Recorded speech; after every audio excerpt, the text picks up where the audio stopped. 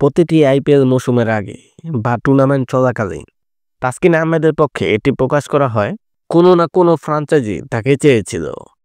তবে প্রায় প্রতিটি নিলামে অংশ নেওয়া সত্ত্বেও তাকে কখনো আইপিএল খেলোয়াড়দের নিলামে নেওয়া হয়নি। আইপিএলে খেলার ডাক পাওয়ার এমন খবর শুধু বাংলাদেশি মিডিয়া এবং তাসকিন আহমেদ নিজেই শেয়ার করেন। একটি ভারতীয় সাংবাদিক মিডিয়া আউটলেট বা ইএসপিএন ক্রিকইনফো বা ক্রিকবাজের মতো প্ল্যাটফর্মে এই ধরনের কোনো রিপোর্ট করেনি।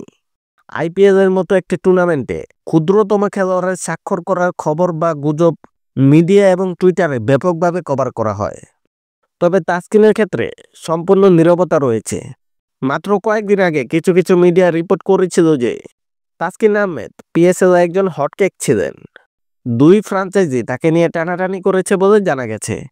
যাই হোক, আজ তিনি আনপিকড হয়ে গেলেন, যেখানে লিটন দাস, নাহিদ রানা এবং রিশাদ হোসেনের মতো অন্যান্য বাংলাদেশি খেলোয়াড়দের নির্বাচিত করা হয়েছে। কিছু কিছু মিডিয়া নিউজ তৈরি করে ফেলছেন যে তাসকিন আহমেদ ইতিমধ্যে আইপিএলের প্রতিশ্রুতিবদ্ধ, যে কারণে পিএসএল ফ্র্যাঞ্চাইজিগুলি তাকে বেছে নেয়নি। কিন্তু এখন পর্যন্ত তার আইপিএলে কোনো দলে যোগ দেওয়ার বিষয়ে কোনো আনুষ্ঠানিক ঘোষণা আসেনি।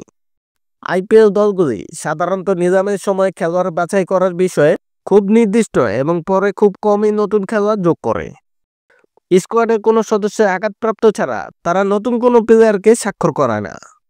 তবে হ্যাঁ, 2022 সালে তাসকিন লখনউ সুপার জায়ান্ট থেকে আইপিএলে খেলার জন্য একটি কল পেয়েছিলেন এবং 2023 সালে মুলতান সুলতান থেকে তাকে 3টি ম্যাচ খেলার প্রস্তাব দিয়েছিলেন। এগুলি একমাত্র দুটি উদাহরণ যেখানে ফ্র্যাঞ্চাইজিগুলো এখনো পর্যন্ত তার প্রতি প্রকৃত আগ্রহ দেখিয়েছে।